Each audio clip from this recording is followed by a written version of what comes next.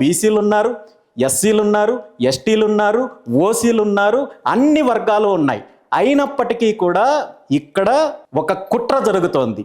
BCY party చాలా స్పష్టంగా సామాజిక న్యాయాన్ని అనుసరిస్తోంది. అన్ని వర్గాలకు తగిన ప్రాధాన్యత ఉంటుంది. అంతే తప్ప కేవలం బీసీలకు మాత్రమే అనేది మా పార్టీ పైన జరుగుతున్న ఒక కుట్రలో ఇది కూడా ఒక ప్రధాన భాగం తప్ప మరొకటి కాదు. రామచంద్ర యాదవ్ గారిని బీసీ పక్ష నేతగా చూడాలా లేదా అన్ని వర్గాలకు సంబంధించిన నాయకుడిగా చూడాలా మేమనంటే ఏం చెప్తారు? నేను మీ పక్షాన్ని ఉన్నానని బీసీ ప్రజలకు నచ్చ చెప్తారా, లేదు అన్ని పక్షాల్లో ఉన్నాను అని చెప్పి అన్ని వర్గాల ప్రజలకు మీరు సమాధానం చెప్తారా?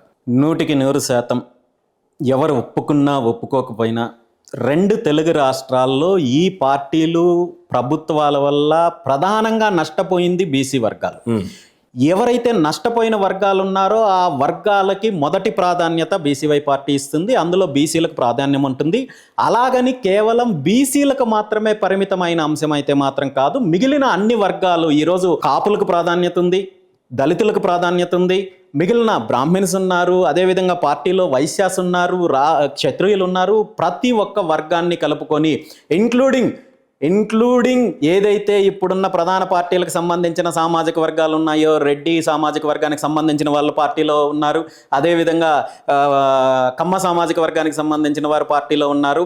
ఇక్కడ ఏ వర్గాలైతే నష్టపోతున్నారో ఈ వర్గాలకి మొదటి ప్రాధాన్యత ఉంటుంది. అదేవిధంగా మిగిలిన వర్గాలను, రైతులకు సంబంధించి కావచ్చు, అదేవిధంగా మిగిలిన విద్యార్థులకు సంబంధించి కావచ్చు, అన్ని వర్గాలకి బీసీవై పార్టీలో ప్రాధాన్యత ఉంటుంది. అందులో ఏమాత్రం అనుమానం లేదు. బీసీ వర్గాల నుండి ప్రధానంగా ఏ రకమైనటువంటి అన్యాయం జరిగిందనేది మీ ఆవేదన? మొదటి నుంచి కూడా అణగారిన వర్గాలు, లేకపోతే మా వాళ్ళకి 44% రిజర్వేషన్ రాలేదని కానీ, లేదా అనుకున్న స్థాయిలో మా నాయకులు ఎదగలేదు అనేది మీ ఆవేదన. ఏ రకమైనటువంటి అన్యాయాలు జరిగినాయని, దేని మీద మీ పోరాటన ఏంటి, మీ ఆవేదన అంటే ఏం చెప్తారు? అన్ని రకాలుగా ఆంధ్రప్రదేశ్ రాష్ట్రం, ఉమ్మడి ఆంధ్రప్రదేశ్ రాష్ట్రం ఉన్నప్పటి నుండి గతంలో అధికారంలో ఉన్న కాంగ్రెస్ పార్టీ కావచ్చు, ఆ తర్వాత బీసీలకు మేము వెన్నెముక అని చెప్పి కొత్తగా 1983లో ప్రారంభించిన తెలుగుదేశం పార్టీ కావచ్చు, ఆ తర్వాత అధికారంలోకి వచ్చిన రాష్ట్రం విడిపోయిన తర్వాత అధికారంలోకి వచ్చిన బీఆర్ఎస్ పార్టీ, గతంలో ఉన్న టీఆర్ఎస్ పార్టీ కావచ్చు,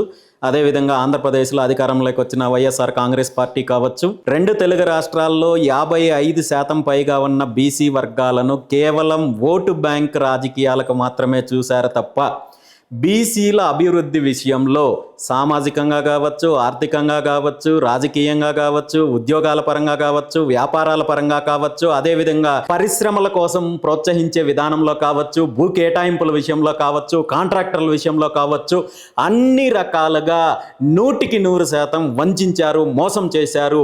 ఆ విషయంలో బీసీ వర్గాలలో చైతన్యం వచ్చింది, మార్పు వచ్చింది. ఖచ్చితంగా వీళ్ళకు బుద్ధి చెప్పడానికి సిద్ధంగా ఉన్నారు. వీటన్నింటినీ కూడా ప్రజల్లో తీసుకెళ్ళి చైతన్యపరిచి రాబోయే రోజుల్లో బీసీలకు సంబంధించిన హక్కులను సాధించే దిశగా బీసీవై పార్టీ పోరాటం కొనసాగుతుంది, ప్రయాణం కొనసాగుతుంది. అందులో భాగంగానే ఈ నెల 22వ తేదీన విజయవాడలో బీసీ సింహగర్జన పేరుతో బహిరంగ సభకు పిలుపునిచ్చాము.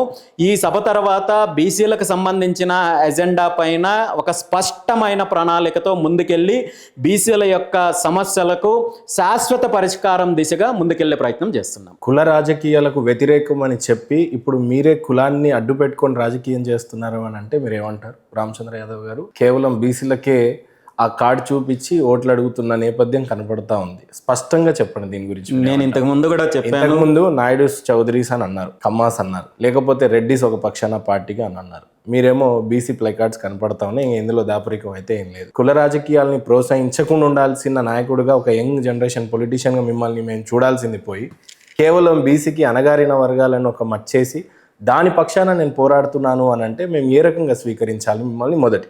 రెండవది, రాష్ట్రంలో ఎక్కడ చూసినా బీసీ కార్పొరేషన్లు కానీ, బీసీ హాస్టళ్ళు కానీ ఏ రకమైనటువంటి సదుపాయాలు ఉన్నాయంటే బీసీగా ఎక్కువ ఉంది. ఓబీసీలు అగ్రవర్ణాలుగా కనపడుతున్నా కూడా ఎక్కడ ఇలాంటి సదుపాయాలు కానీ, ఒక రిజర్వేషన్ కానీ కనపడలేదు. స్టిల్ మేము వెనుకబడ్డాము. దీని గురించి ఏ రకంగా మేము స్వీకరించాలి మీ సైడ్ నుంచి? ఒకటి, ఫస్ట్ కులాన్ని, తర్వాత డెవలప్మెంట్ని. మీరు కులం గురించి అన్నారు. నిజంగా తెలుగు రాష్ట్రాల్లో కానీ, భారతదేశంలో కానీ కులం లేకుండా రాజకీయం ఉందా? కులం లేకుండా వ్యాపారాలు ఉన్నాయా? కులం లేకుండా ప్రభుత్వాలు ఉన్నాయా? కులం లేకుండా పార్టీలు ఉన్నాయా? కులాన్ని ఆధారంగా చేసుకొని వ్యవస్థనే నడుపుతున్నప్పుడు కులం లేకుండా రాజకీయాలు చేయడం అనేది నేను కాదు, ఈరోజు ఏ పార్టీ చెప్పే పరిస్థితిలో లేదు. ఇందులో ప్రధానంగా వర్గాలు లేదంటే వెనకబడిన తరగతులు అంశము ఇది వచ్చినప్పుడు ఇంతకుముందు నేను చెప్పినట్లు ఎవరైతే అన్యాయానికి గురవుతున్న వర్గాలు ఉన్నాయో, మీరన్నారు రిజర్వేషన్లు ఉన్నాయి, ఏంటి కార్పొరేషన్లు ఉన్నాయి, అదేవిధంగా మరొకటి ఉంది, పథకాలు ఉండాది, అగ్రవర్ణాలకు సంబంధించి ఏమీ లేదనేసి. ఇక్కడ అగ్రవర్ణాలనే పదం నేనైతే వాడను, కానీ అధికారంలో ఉన్న వాళ్ళు ఎవరైతే ఆ కుటుంబాలు ఉన్నాయో, వాళ్ళ కోటరీ ఉన్నాయో, రాష్ట్రాన్ని అన్ని రకాలుగా భూముల విషయంలో కావచ్చు, లేదంటే కంపెనీల విషయంలో కావచ్చు, లేదంటే శాండ్ విషయంలో కావచ్చు, మైన్స్ విషయంలో కావచ్చు, సహజ వనరులను కావచ్చు, అన్ని రకాలుగా దోపిడీ చేస్తున్నప్పుడు వీళ్ళకి కార్పొరేషన్లు ఎందుకు? కానీ బీసీల కోసము, బీసీ కులాల కోసము గతంలో ఉన్న ప్రభుత్వాలు కావచ్చు, ఇప్పుడున్న ప్రభుత్వాలు కావచ్చు కార్పొరేషన్లు ఇస్తున్నారు. దానికి వాళ్ళకి సంబంధించిన వ్యక్తుల్ని ఎవరైతే వాళ్ళ బానిసత్వంలో ఉంటారో వాళ్ళకి పదవులు ఇస్తున్నారో తప్ప నిజంగా ఈ కార్పొరేషన్లకు ఫండ్స్ ఇస్తున్నారా? కార్పొరేషన్ డెవలప్మెంట్ కోసము లేదంటే ఆ కమ్యూనిటీ డెవలప్మెంట్ కోసం ఏదైనా చర్యలు తీసుకుంటున్నారా? అదేవిధంగా కార్పొరేషన్లకి ఏదంటే కమ్యూనిటీ భవనాలు కట్టిస్తామని చెప్పి రకరకాలుగా హామీ ఇస్తున్న ప్రభుత్వాలు, పార్టీలు అధికారంలోకి వచ్చిన తర్వాత అది నెరవేరుస్తున్నారా? ఇవేవి జరగడం లేదు కదా. ఈరోజు చిన్న విషయం చెప్పాలంటే బీసీలకు సంబంధించి వీరి యొక్క అభివృద్ధికి సంబంధించి ప్రభుత్వాలకు ఉన్న చిత్తశుద్ధి గురించి నేను ఒకటే ఎగ్జాంపుల్ చెప్తాను. ఆంధ్రప్రదేశ్ రాష్ట్రంలో సుమారు 1000కి పైగా సాంఘిక సంక్షేమ హాస్టల్స్ ఉన్నాయి. అంటే విద్యార్థి దశలో బీసీలు చదువుకుంటూ హాస్టల్లో ఉండే ఏర్పాట్లు జరిగినప్పుడు ఈ రోజు వరకు కనీసము ఒక్క భవనం కూడా సొంతంగా భవనాలు లేవు, అద్దె భవనాల్లో ఉంటున్నాయి. అదేవిధంగా బీసీలకు సంబంధించి ఏ ఒక్క హాస్టల్కి సొంత భవనం లేదు. అదేవిధంగా ఒక్కొక్క విద్యార్థికి ప్రభుత్వం ఇస్తున్న మెస్ ఛార్జెస్ ఎంత అంటే 39 రూపాయలు. అంటే ఒక పూటకి 13 రూపాయలు. నిజంగా మీరు చెప్పండి, 13 రూపాయలతో ఈరోజు భోజనము ఒక్క వ్యక్తికి పౌష్టికాహారం లభిస్తుందా? ఈ 13 రూపాయలు కాంట్రాక్టర్ యొక్క లాభం ఎంత ఉండాలి, అతని అధికారులకు ఎంత లంచం ఇవ్వాలి, అదేవిధంగా అధికారంలో ఉన్న నాయకులకు ఎంత లంచం ఇవ్వాలి, ఇంకెంత విద్యార్థికి అందించాలి? అంటే 13 రూపాయలు 39 రూపాయలు. 100% ప్రభుత్వం ఇస్తున్న మెస్ ఛార్జెస్ 39 రూపాయలు. ఇందులో నేనేదో ఆరోపణ చేస్తే రికార్డ్స్ ఉంటాయి కదా, మీరు క్రాస్ చెక్ చేసుకోండి. అంటే బీసీల పైన ఉన్న చిత్తశుద్ధి ప్రభుత్వాలకు ఇదే. అదేవిధంగా బీసీలను అంటే విద్యార్థి దశ నుండినే అణిచివేస్తున్నారని చెప్పడానికి ఉదాహరణ ఇలాంటివి చెప్పుకుంటూ పోతే బోల్డ్ అన్ని ఉన్నాయి.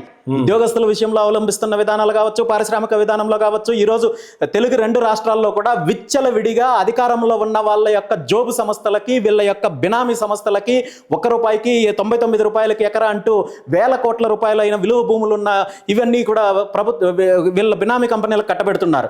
ఇందులో గత చరిత్రలో తీసుకోండి, మీరు ఎకరం ఇచ్చేసారా? డెఫినెట్ గా ఈరోజు ఆంధ్రప్రదేశ్ లో ఇస్తున్నారు కదా. నారా లోకేష్ ఏదో వాళ్ళ సొంత ఆస్తి, వాళ్ళ ఫ్యామిలీ కుటుంబ ఆస్తి లాగా 99 రూపాయలకి విశాఖపట్నం నడిబొడ్డులో భూములు ఇస్తున్నారు. అదేవిధంగా ఏదైతే తీర ప్రాంతంలో ఉన్నారో విచ్చలవిడిగా కంపెనీలకు ఇస్తున్నారు. మరి ఇందులో బీసీల వాటా ఏంటి? ఇందులో బీసీల వాటా ఏంటి? బీసీలకు ఇప్పటి వరకు కనీసం ఏ ఒక్క చోట అయినా 1 ఎకరా ఇచ్చి మీరు పారిశ్రామికంగా అభివృద్ధి చెందండి అని చెప్పి ఏమన్నా రాయితీలు ఇచ్చారా, లేదంటే ఎంకరేజ్ చేశారా? అంటే బీసీలకు కేవలము ఒక పథకం పేరు చెప్పో, పదవి పేరు చెప్పో, ఉత్సవ విగ్రహాలు పదవి పేరు చెప్పి గత దశాబ్దాల కాలం నుండి మోసం చేసి వంచే కార్యక్రమం జరిగింది తప్ప నిజమైన అభివృద్ధి జరగలేదు. ఇది 100% వాస్తవం.